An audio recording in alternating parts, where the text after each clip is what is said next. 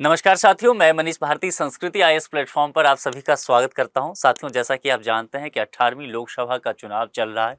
4 चरण का मतदान हो गया है, 5वें चरण की प्रक्रिया जारी है। इन सब चीज़ों को ध्यान में रखते हुए चुनावी दंगल कार्यक्रम में हम ऐसे मुद्दों की चर्चा करते हैं जो हम सभी के लिए, जो यूपीएससी एस्पिरेंट है उनके लिए, जो आम नागरिक है उनके लिए ज्ञानवर्धक बातें हो सके। बहुत सारे सुझाव आपके होते हैं, उन मुद्दों पर हम चर्चा कर लेते हैं। आज जो चर्चा का विषय होने वाला है वो बड़ा ही दिलचस्प है। क्यों मैं कह रहा हूँ दिलचस्प? क्योंकि यह एक ऐसा टॉपिक है जो आप हमेशा ही न्यूज में सुनते होंगे, टीवी पर देखते होंगे, आप अखबार में पढ़ते होंगे और इससे आप अनुमान लगाते होंगे कि कौन सी पार्टी जो है इस बार जीत सकती है। पार्टियां भी, राजनीतिक पार्टी जो है इस आधार पर बात किया करती है, डिबेट होता है, जनता के बीच जाती है। अब ये शब्द हैं ओपिनियन पोल और एग्जिट पोल।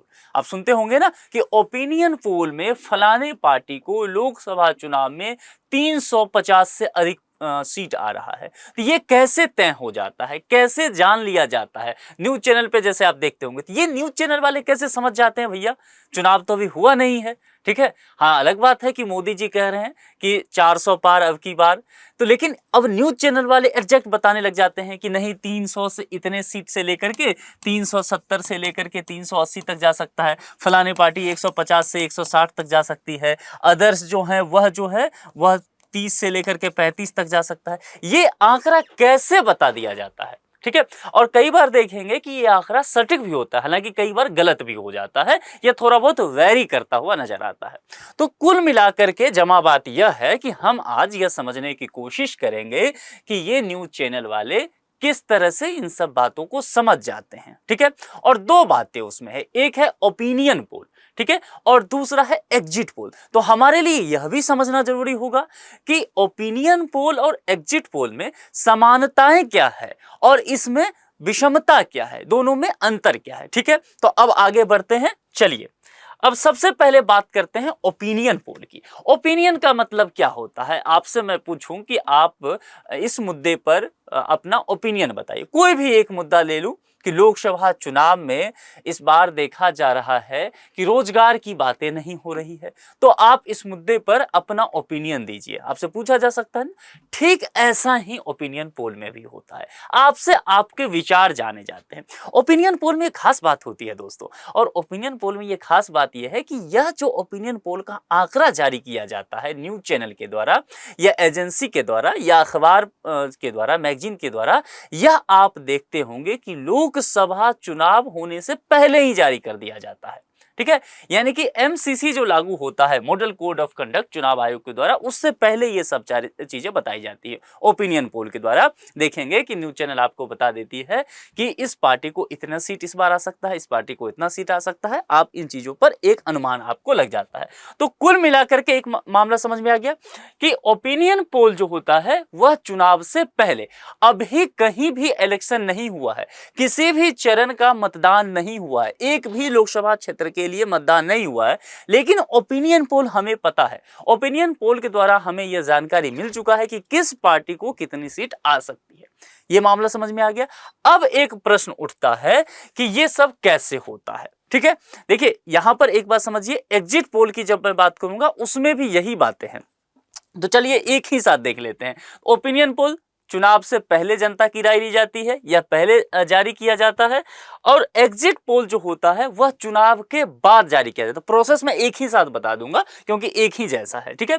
तो एग्जिट पोल जो होता है वह जैसे मतदान हो जाएगा, आप जानते हैं कि इस बार जो है 19 अप्रैल को पहले चरण का मतदान हुआ था, है ना, फर्स्ट फेज का, और 1 जून को होने वाला है 7th फेज का मतदान होने वाला है। 7 चरण का मतदान है, आखिरी चरण 1 जून को है, और 4 जून को जो है काउंटिंग होगा, वोटों की गिनती होगी, मतगणना, और फिर रिजल्ट वगैरह बताया जाएगा। तो कुल मिलाकर के कहने का क्या बात है कि 7वें चरण का जिस दिन देखेंगे मतदान खत्म हो जाएगा। आप मेरी बात को ध्यान में रखिएगा, नोट करके रख लीजिए, ऐसा ही होगा। यानी कि 1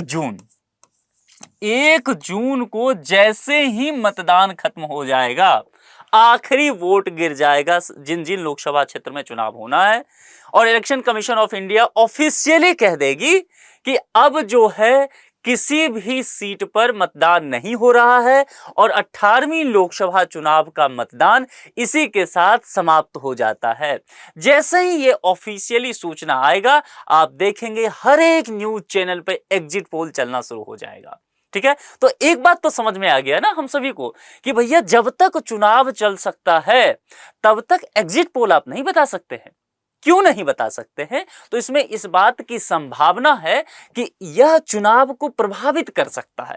संभव है कोई एजेंसी, न्यूज चैनल किसी खास राजनीतिक पार्टी के पक्ष में बातें कर रहे हों और इससे क्या होगा, अगले फेज का चुनाव प्रभावित होता जाएगा। उदाहरण के लिए मैं बताता हूं, फर्स्ट फेज का इलेक्शन हो गया 19 अप्रैल को। अब यहां पर मान लीजिए एग्जिट पोल जो है वह जैसे ही फर्स्ट फेज का 19 अप्रैल को खत्म होता है, 19 अप्रैल के शाम के 7 बजे से एग्जिट पोल आ जाए, फर्स्ट चरण का ही केवल आए और इसमें बताया जाए कि इसमें मान लेते हैं कि 100 सीट पर चुनाव हुआ है और बताया जाए कि इसमें बीजेपी जो है वह 80 सीट जीतने वाली है और कांग्रेस जो या इंडिया अलायंस जो है वह जो है 16 सीट जीतने वाली है। ठीक है, और बाकी जो 4 सीट है वो अदर्स के लिए है, जो निर्दलीय वगैरह होंगे वो जीतने वाले हैं। तो देखिए जनता के बीच क्या मैसेज गया। आप और हम जो है टीवी देख रहे हैं, हम लोग तो मासूम जनता है, तो हम लोग क्या समझ रहे हैं कि हमने समझा अच्छा जो पहला फेज है देखो भैया 100 है तो 80 सीट तो अकेले बीजेपी ले आई, यानी कि इस बार बीजेपी का माहौल बना हुआ है। ठीक है, तो 400 पार जो नारा दे रहे हैं मोदी जी, एकदम सही बात है। तो क्या होगा कि हम इससे प्रभावित हो जाएंगे, जनता इससे प्रभावित होगी कि यार दूसरे को वोट देकर के क्या ही फायदा है, मतलब दूसरे को वोट देंगे हमारा वोट ही बेकार जाएगा। देखो यहां स्पष्ट बताया जा रहा है कि 80 सीट तो बीजेपी ला रही है, बीजेपी ही जीतने वाली है। अब क्या होगा, सेकेंड फेज का जो मतदान हुआ फिर 26 अप्रैल को, अब जनता जाएगी और अधिकांशतः वोट जो है वह बीजेपी के नाम पर पड़ने लग जाएगा, यानी कि प्रभावित हो सकता है वोटर। ठीक है, तो यह कोशिश किया गया चुनाव आयोग के द्वारा कि ऐसा हम प्रोसेस लगाएं कि निष्पक्षता हो सके, तटस्थता का भाव हो सके सभी राजनीतिक दलों के लिए। इसीलिए यह स्पष्ट है कि जब तक इलेक्शन होगा तब तक आप एग्जिट पोल जारी नहीं कर सकते हैं। फिर आप कहेंगे कि एग्जिट पोल आप कह रहे हैं कि इलेक्शन के बाद जारी होगा और आपने पहले ही कहा कि ओपिनियन पोल जो है वो पहले हो जाएगा। अब आते हैं, इतनी बातें तो समझ गए, एक प्रश्न फिर आपके मन में आना चाहिए, यदि आप बहुत समझदार हैं और राजनीति को लेकर के आपकी सूझबूझ अच्छी है तो आप कहेंगे कि मान लीजिए ओपिनियन पोल जो आपने कहा पहले होता है तो जाहिर सी बात है इसके लिए सर्वे का काम भी तो पहले ही कराया गया होगा ना, इलेक्शन से पहले ही कराया होगा। बिल्कुल सही बात आप पकड़ पाए हैं। और अगर आप कहेंगे कि आप कह रहे हैं एग्जिट पोल की बात, तो एग्जिट पोल जो है वह चुनाव बाद होगा, अभी अभी आपने कहा है, तो फिर इसके लिए जो सर्वे का काम होगा वह आफ्टर इलेक्शन होगा। आप बिल्कुल सही पकड़े हैं, वह आफ्टर इलेक्शन ही होगा। ठीक है, अब ये कैसे होता है, आप कहेंगे कि आपने कहा कि 1 जून को जैसे ही मतदान खत्म हो जाएगा, मान लेते हैं 7 बजे का समय रख लेते हैं, क्योंकि उस दिन क्या है ना, एक दिन पहले से सभी न्यूज चैनल पे आप देखेंगे चलने लग जाएगा कि 1 जून को शाम के इतने बजे से देखें एग्जैक्ट एग्जिट पोल, एकदम इस तरह से सभी जगह ऐड चलने लग जाएगा। और उस दिन 1 जून के सवेरे से तो सभी न्यूज चैनल ये चलाएंगे, सभी वेबसाइट पे देखने को मिलेगा आपको कि शाम के इतने बजे से 6 बजे से या 7 बजे से हमारे चैनल पे देखिए एग्जैक्ट एग्जिट पोल, इंडिया का एग्जिट पोल, ये सब आपको देखने को मिल जाएगा। तो आपके मन में एक प्रश्न आना चाहिए ना कि ये मामला तो समझ में आ गया कि चुनाव से 4 महीना पहले से सर्वे करना शुरू कर दिए, लोगों से पूछना शुरू कर दिए, लेकिन 1 जून को मान लीजिए 6 बजे मतदान खत्म हो जाता है और 6:10 से, या चल दिए 7 रख लेते हैं, 1 घंटा और दे लेते हैं, 7 बजे से सभी न्यूज चैनल पे एग्जिट पोल आना शुरू हो गया। तो आप कहेंगे ना कि ये पूरे देश में इतने लोकसभा क्षेत्रों में 1 घंटा के अंदर कैसे सर्वे हो गया। और सर्वे आप कह रहे हैं कि ये मतदान के बाद होगा, पहले हो भी नहीं सकता है। देखिए इसमें एक फंडा है, समझना है इसको। होता क्या है, जहां भी इलेक्शन हो गया, ठीक है, अब जैसे मैं उदाहरण के लिए बताता हूं आपको, चलिए जैसे कि मान लेते हैं पहले फेज का मतदान हो गया 100 लोकसभा क्षेत्र पे 19 अप्रैल को हुआ। अब चलिए आगे बढ़ते हैं। जैसे ही ये पहले फेज का मतदान 100 लोकसभा क्षेत्र का 19 अप्रैल को खत्म हुआ, तो यहां पर जो एजेंसियां होती है, बहुत सारी एजेंसी होती है जो ये सर्वे करती है, ठीक है। सर्वे के आधार पर कुछ डेटा निकाला जाता है, डेटा के आधार पर डेटा एनालिसिस होता है और उस सर्वे में कुछ क्वेश्चंस होते हैं, ठीक है। उस क्वेश्चंस के आधार पर इन चीजों को तय किया जाता है। बहुत सारे एजेंसियां जो है न्यूज चैनल से संबंधित होती है, बहुत सारी एजेंसियां जो होती है सर्वे करने वाली, वह न्यूज चैनल से सेपरेट अपना काम कर रही होती है। ये मामला क्लियर हो गया, ठीक है।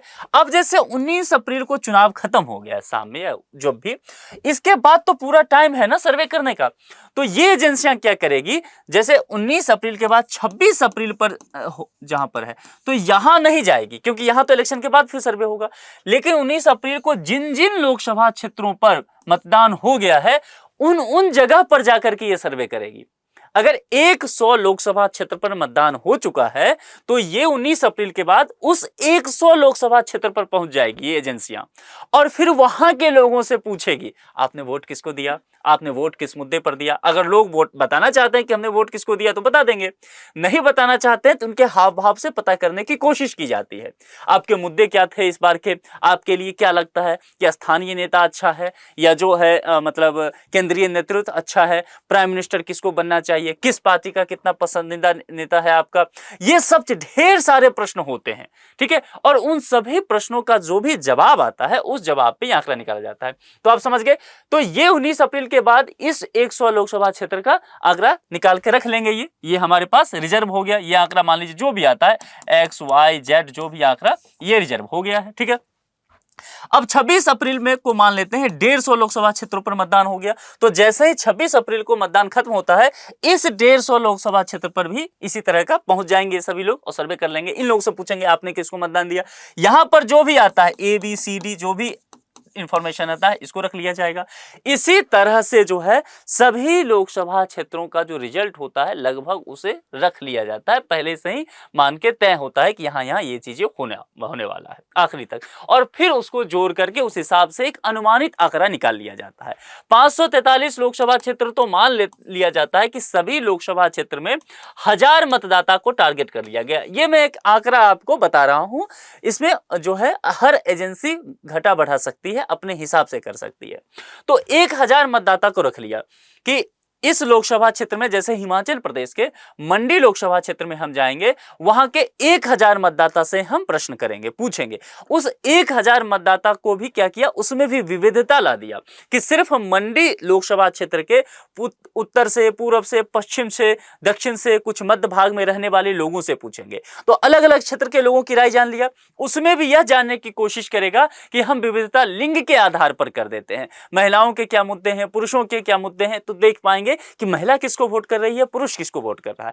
फिर हम उसको जाति के आधार पर बांट देंगे। भारतीय समाज में जाति एक विशेषता है, तो हमने क्या किया, कास्ट के अकॉर्डिंग फिर उसको उसमें डाइवर्सिटी लाने का कोशिश किया अपने क्वेश्चन में, अपने सर्वे में, ठीक है। और उसमें पूछ लिया कि फलाने कास्ट से आप हैं, आपके नेता कौन है, आप किस पार्टी को वोट दे रहे हैं। फिर हमने क्या किया, एज के अकॉर्डिंग कर लिया, युवा वर्ग कर लिया, पहली बार जो वोटर जा रहा है, जो 80 वर्ष से ऊपर के हैं, जो 50-60 वर्ष के हैं, हमने इस आधार पर कर लिया। हमने भाषा के आधार पर कर लिया, हमने धर्म के आधार पर कर लिया, रीजन के अकॉर्डिंग कर लिया, नस्ल के आधार पर कर लिया। बहुत सारे फिर मुद्दे होते हैं, पलायन की मुद्दा होता है, बेरोजगारी का मुद्दा होता है, शिक्षा का मुद्दा होता है, महिला सुरक्षा का मुद्दा होता है, कोई लीडर हो सकता है जो बहुत पसंदीदा हो सकता है। ये सारे मुद्दे हमने इन सभी को देखते हुए और इस 1000 मतदाता तक पहुंच बना लिया। ये 1000 किसी के लिए 5000 भी हो सकता है, कोई एजेंसी रख सकती है, कोई इसमें 500 ही रख सकती है।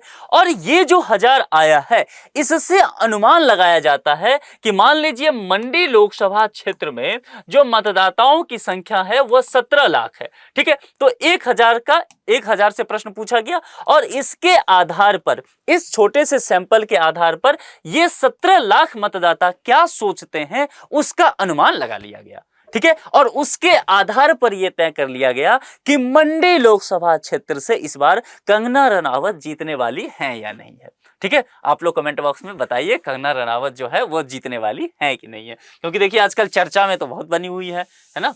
कुछ ही लोग तो हैं जो चर्चा में बने हुए रहते हैं, मोदी जी के अलावा, वो तो हमेशा चर्चा में रहते हैं, लेकिन बाकी लोग, है ना। तो इस बार आप मुझे बताइए कि मंडी लोकसभा क्षेत्र का क्या हाल होने वाला है। तो कुल मिलाकर के आपको मामला समझ में आ गया कि एग्जिट पोल और ओपिनियन पोल में क्या अंतर है। ओपिनियन पोल में भी ठीक ऐसा ही, जैसे मैंने बताया 1000 लोगों तक पहुंच, या जिस तरह से पूछा गया यही सब प्रश्न वो थोड़ा पहले पूछा जाता है, ठीक है।